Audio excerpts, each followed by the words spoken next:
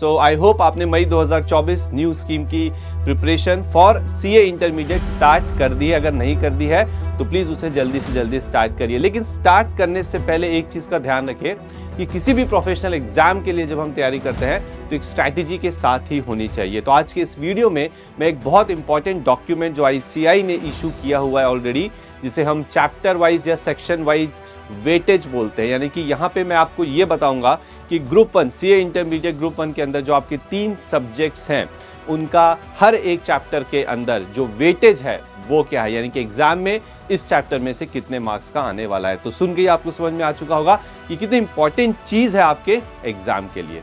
आइए तो स्टार्ट करते हैं।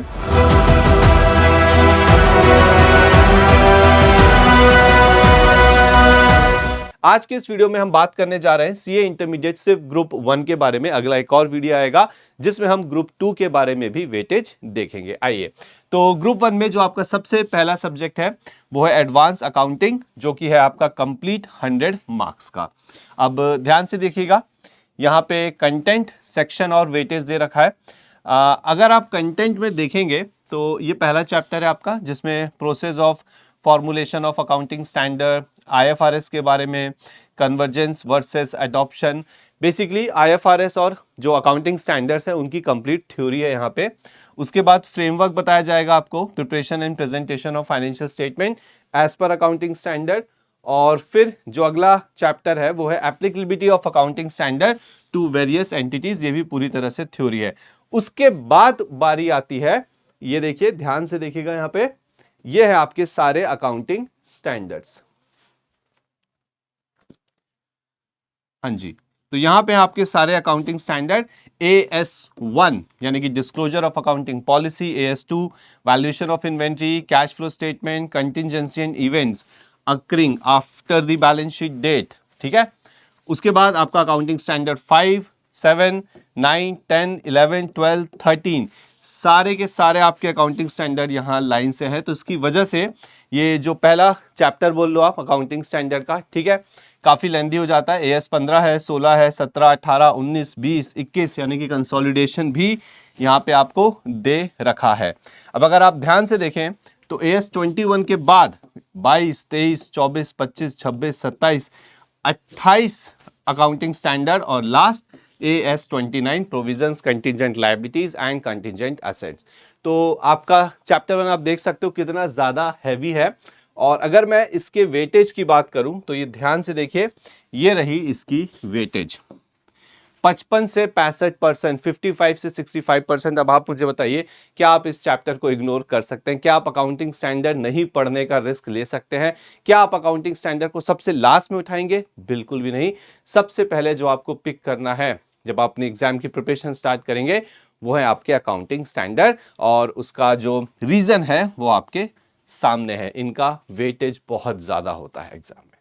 चलिए, इसके अलावा जो बाकी के चैप्टर्स हैं वो भी एक बार देख लेते हैं उनका क्या वेटेज है। तो कंपनी अकाउंट्स आपके सिलेबस का हिस्सा है, जिसमें शेड्यूल 3 दे रखा है आपको, preparation of financial statements, P&L balance sheet के बारे में, बायबैक ऑफ सिक्योरिटीज के बारे में बताया गया है एंड रिकंस्ट्रक्शन ऑफ कंपनीज, और इनका वेटेज है 30 से 35%। तो अगला जो चैप्टर है वो आपको ये पिक करना है। और उसके बाद बात करें तो ब्रांचेस, जिसके अंदर ध्यान रखिएगा कि फॉरेन ब्रांचेस भी हैं आपके सिलेबस में, और इसका वेटेज है 5 से 10%। तो इसे आप सबसे लास्ट में उठाएंगे। सो आई होप एडवांस अकाउंटिंग में आपको क्लैरिटी आ चुकी है कि पहले आपको यहाँ पे अकाउंटिंग स्टैंडर्ड से स्टार्ट करना है। चलिए बात करते हैं पेपर नंबर 2 आपका corporate and other laws, 100 marks. अब ध्यान से देखिए, आप जो पार्ट 1 है, ठीक है, वो है आपका company law and limited liability partnership law, 70 marks के लिए। तो चलिए देखते हैं कि इसमें किसका वेटेज ज्यादा है, किसका वेटेज कम है, हमें क्या पहले पढ़ना है।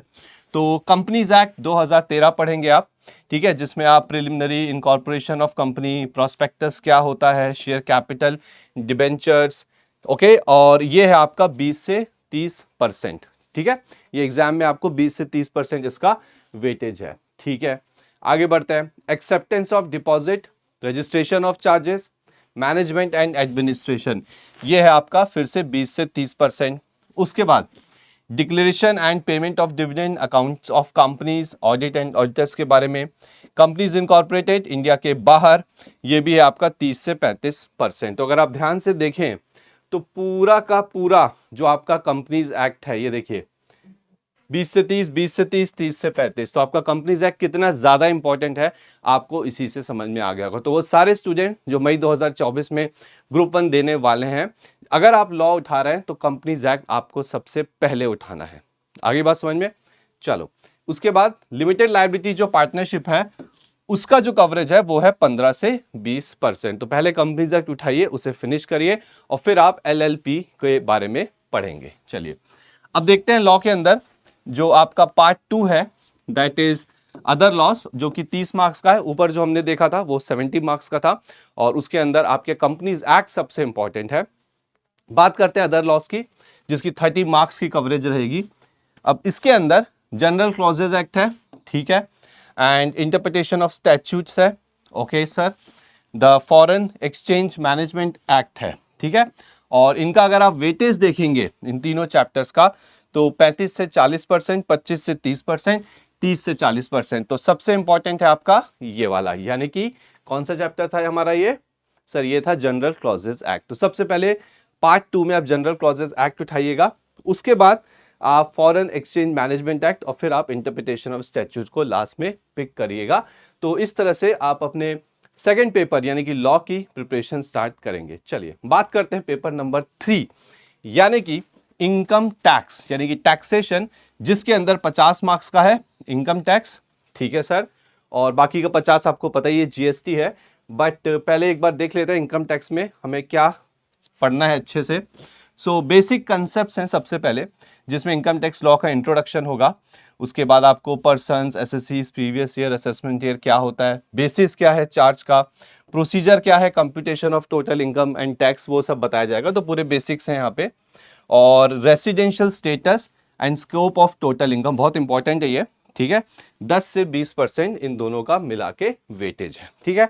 तो बहुत ज्यादा इंपॉर्टेंट भी नहीं है लेकिन बहुत कम भी नहीं है। उसके बाद हम बात करते हैं हेड्स, ठीक है। तो आपको पता है 5 हेड्स होते हैं जिसके अंदर इनकम को हम कैलकुलेट करते हैं। तो ये 5 हेड्स आप देख सकते हैं 25 से 30% का वेटेज रखेंगे। उसके बाद अगर मैं बात करूं provisions relating to clubbing of income, छोटे छोटे चैप्टर हैं, set off, carry forward, deductions, okay, 15 से 20%, advance tax, TDS, provisions for filing return of income, theory part है ये आपका, 15 से 20%, computation of total income and income tax payable by an individual. तो यहाँ पे आपको बताया जाएगा कि कैसे आप ऑल्टरनेट टैक्स रिजाइम, ओके, इसके अंदर कैलकुलेट कर सकते हैं टोटल टैक्सेशन। ये है आपका 20 से 25%। तो अगर मैं ध्यान से देखिएगा पूरे इनकम टैक्स को देखूं, ठीक है, ये आपका इनकम टैक्स, ओके, ये रही उसकी वेटेज। तो 5 हेड्स ऑफ इनकम तो बहुत इंपॉर्टेंट है, बिल्कुल आपको करना है। और उसके बाद अगर आप देखें तो ये जो लास्ट पार्ट है कंप्यूटेशन ऑफ टोटल इनकम, ये भी काफ़ी इंपॉर्टेंट है। तो ये भी पहले आप 5 हेड्स करिए, फिर आप इसको सॉल्व करिए, उसके बाद आप इन पे आ सकते हैं। चलिए अब बात करते हैं हम किसकी सर? सेक्शन B यानी कि goods and service tax, GST, 50 marks.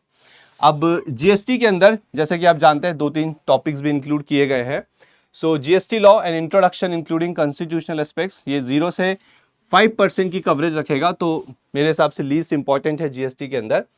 उसके बाद ध्यान से देखिएगा levy and collection of CGST, IGST, this and basic concepts of classification क्या है, place of supply, time of supply, ये दोनों टॉपिक मिला के 50 से 80% है।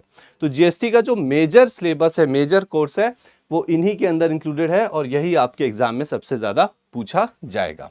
उसके बाद computation of GST liability, okay, registration, GST में कैसे रजिस्टर हो किया जाता है, tax invoice, credit debit notes क्या होते हैं, accounts and records, payment of tax return, ये सब मिला के आपका 20 से 45% है। तो GST में पहले आपको ये पढ़ना है अच्छे से एंड देन उसके बाद आप इस पे आ सकते हैं। तो ये था आपका CA इंटरमीडिएट न्यूज स्कीम के अंदर जो ग्रुप 1 का सिलेबस था, जो चैप्टर्स थे, सब्जेक्ट है आपका पूरा, और उसके साथ उसका वेटेज। इसके बाद नेक्स्ट वीडियो में मिलेंगे जिसमें हम आपको ग्रुप 2 में सेम इसी तरीके से एक्सप्लेनेशन देंगे।